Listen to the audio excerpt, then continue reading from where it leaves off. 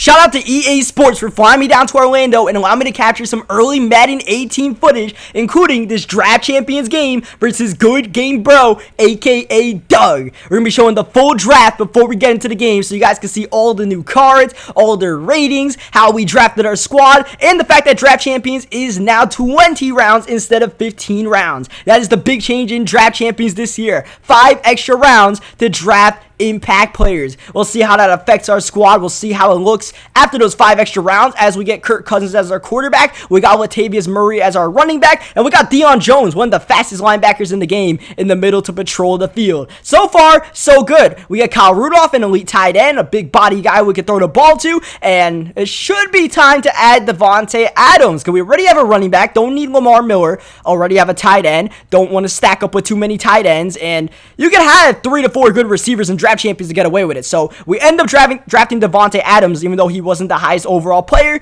and that's just one of the things of Draft Champions. You got to draft based on how your team is built so far. You might want Tyler Eifert, but your decisions in past rounds that you don't know about can affect your squad. That's something that's definitely still in Draft Champions this year. There's still the strategy when drafting your team as we get Sharif Floyd. That is a big boy in the middle of the field to try to protect the run game. One of those stout defensive tackles from the Minnesota Vikings. Round 10, a little bit of a debate right here. Do we get the right guard, or do we continue building on this front 7 that looks tremendous so far? And plus, we already had a right guard, we would have to move him to left guard if we drafted him, so we end up getting Chandler Jones. We get Jimmy Graham right there, so now we have a great 2 tight end set. Round 12, I'm like, oh man, we don't really have anyone in our secondary, so PJ Williams or Adam Jones definitely the pick. We grabbed PJ Williams. He's got decent enough stats to get away with it. The 80 overalls are now elite, so, there's still 80 overalls. They just have the red border around them, so they're not too good, but I'll definitely take it rather than running with a base gold or silver. As you see, we just drafted some big boys on the offensive line. So Latavius Murray is going to have some blocks, and Kirk Cousins is going to have time to throw the ball. And now he's going to be able to throw the ball to Antonio Brown. And you know who else he's going to be able to throw the ball to? Chris Carter.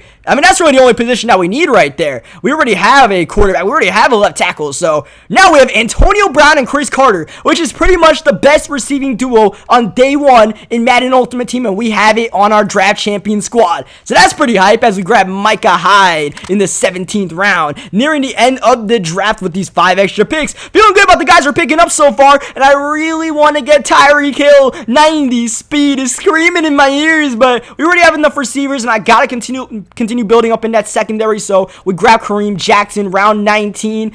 I really want to get Damon Harrison. As a Giants fan, I really want to get Snacks. Now, we already have good enough linebackers, but it doesn't hurt to get one more. I feel like, I'd rather get linebackers than interior defenders, so it really hurt to pass up on those guys, but KJ Wright is one of the best outside linebackers, one of the reasons why that Seahawks defense is so dominant, as I believe we grabbed Brent Grimes in the last round, and at the end of the day, I'm feeling pretty good about this draft against Doug, as he's going to get the ball first. We both ended up running with Steelers jerseys right here. I tried to be different, grab a Steelers jersey, see what happened, and Doug ended up getting a Steelers jersey as well, as he gets the ball in the first play with Warren Moon looking the pass and getting intercepted. Micah Hyde right away on top of that pass. Doug, this is going to be a long game when you put your hands in the cookie jar. I'm going to tell you right now, you got a lot of time to recover from this. Don't do that again. And Jimmy Graham is going to make him pay for that INT by hopping his way into the end zone. Not exactly what I had in mind when I hit the hurdle button, but you know what? It worked. We got 7 on the board, and we're on top of Doug. Now, one thing you guys should know about this game is this is not the first time Doug and I played in this same exact day, as he spins with LaShawn McCoy but pays the price with the big hit. When you put on moves like that, it looks really cool, but you definitely risk fumbling the football if there's a defender nearby as he fights for extra yardage with his own Jimmy Graham getting near midfield. But back to my earlier point, this is not the first time Doug and I played today. Doug and I in this day when we played the game. We played earlier, and Doug beat me by like 17 points. And immediately after the game, it was Draft Champions too. I was like, you know what, Doug? Let's get a rematch. Because I really just wanted to get a rematch. I was really just salty about the way our game went. I'm like, you know what, man? I just want to get one more game. Well, I lose again, then whatever. So you guys will probably see Doug post that first game on his YouTube channel. I could bet, like, my house that Doug probably has that game on his channel at some point this week. But I'll have the second game right here. We'll see if I could actually get some revenge.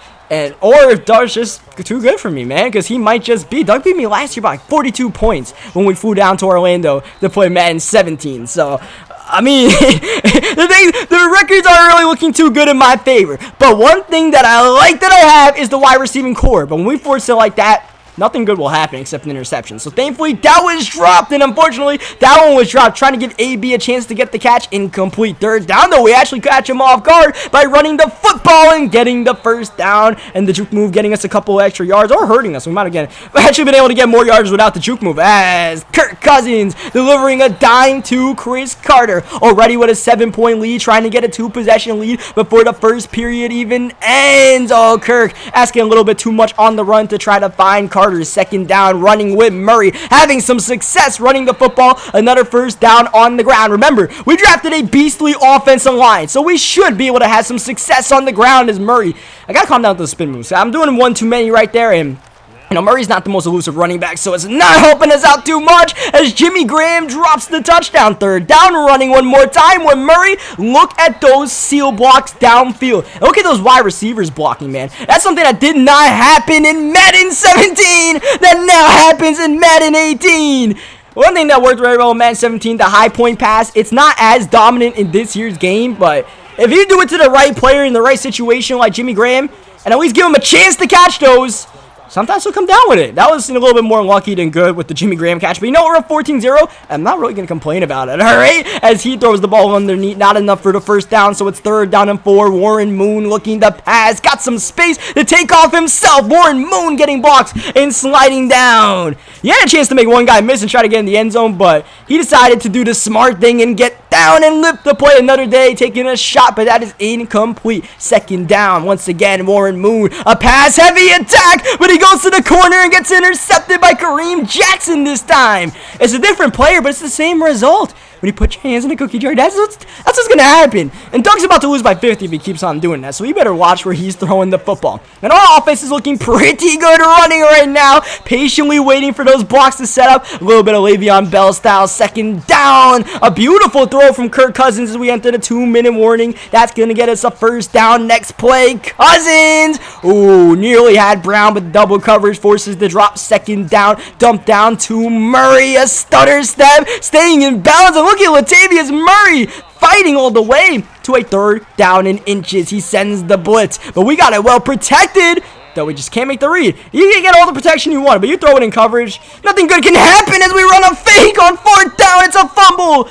That's Gronkowski that we gave it to, but that's not Rob Gronkowski, and that might be why that didn't work. That was Glenn Gronkowski, the brother of Rob. And now instead of getting a 3-possession lead, we got a little bit too cute with things, and we kind of giving Doug life right here, because if he gets a touchdown, he'll be feeling good about himself. It'll be a 1-possession game going into halftime. But if he doesn't, we get ball coming out of half. So this is a very important last 56 seconds to make something happen. They try to prove that his offense is worth something right now, because we got it pretty shut down. But here he is, spinning to the 28-yard line, calling his second timeout of the half. Warren Moon finding someone in the flats. It's a first down. It's LaShawn McCoy smartly getting out of bounds to stop that clock. Here's Warren Moon. We send some pressure. He's rolling out, as Warren Moon can do. He's going to stay in bounds, though. A bad mistake, because that keeps the clock moving. That means he's got to run hard up, and he's got to spike the ball with 11 seconds left. A couple shots to the end zone. He still has one timeout in his back pocket with Moon, and he's got Mike Evans anyways. So scratch all that. I guess he made a good decision running it in bounds, because he got a touchdown as we lateral it to Antonio Brown, trying to make something happen before halftime, trying to make a miracle happen, but Doug is all over that. We go into halftime up by 7, thinking that we've been pretty dominant in this game. So to only be up by 7, I'm not really feeling the best about that right now. Especially, like I mentioned, my record against Doug is not really too good. So he can easily come back in this game. So we got to keep our foot in the gas pedal and come out firing in the third quarter. Kirk Cousins is delivering dimes right now. There's another one to Chris Carter. It also helps when you have Chris Carter and Antonio Brown to throw the football to, who get them open as Cousins. That was dangerous. It looked like we had A wide open there. I don't know what the hell I was doing, but we'll let the play another down. Second down and 10. Kirk Cousins with some space, thinking about rolling out and eventually going to leave the pocket after seeing nothing open. Third down. Big play for Doug. Only rushing 2, but Kirk Cousins is able to find space and get the first down with his legs. 3 rushes for 23 yards. He's making an impact on the ground and in the air, but that play not going to go too far. A gain of maybe a half a yard. A second down. Rolling out with Cousins, looking downfield.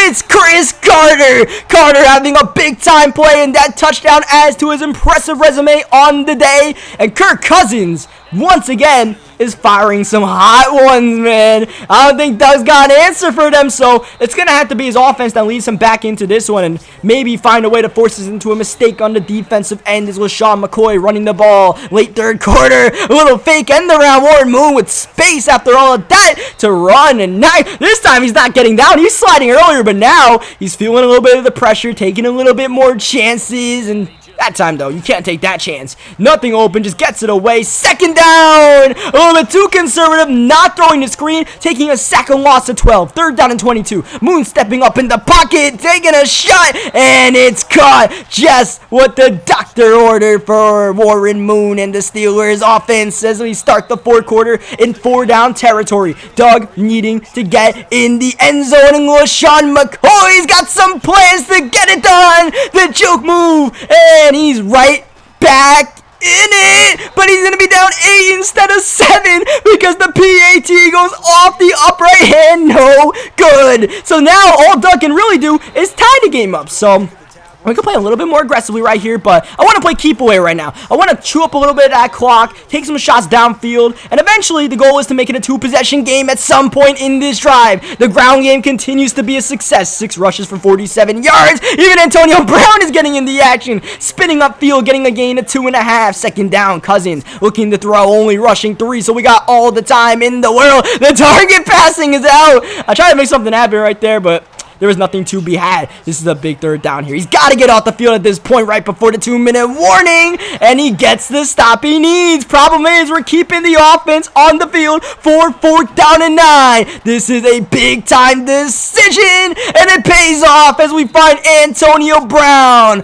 We waited. He only rushed 2, and eventually AB got open, and now here we are keeping the football and making him burn his timeout. Second down play action with Cousins to Graham with the catch, and Jimmy Graham gonna spin to the 11-yard line, and he burns his final timeout. At this point, we can need a game, but I'm trying to get that score ran up right now. I mean, it's a friendly game, so if this was a regular online game, I would have taken these, but you know, Doug and I were playing a friendly game right here. It's not too serious. He would do the same for me, so I'm just gonna mess around a little bit here and try to get a big-time play on 3rd down and 10 with Cousins finding Antonio Brown. Same play that worked on 4th down worked for the touchdown, as once again a fake is no good. So what that did right there is made it a 14-point game. Rather than forcing him to go to a 2-point conversion at some point, he needs to now get just 2 touchdowns. But there's only 57 seconds left, and that's a lot to ask for to get 1 touchdown, let alone 2 touchdowns in that time. So he definitely needs an onside kick at some point,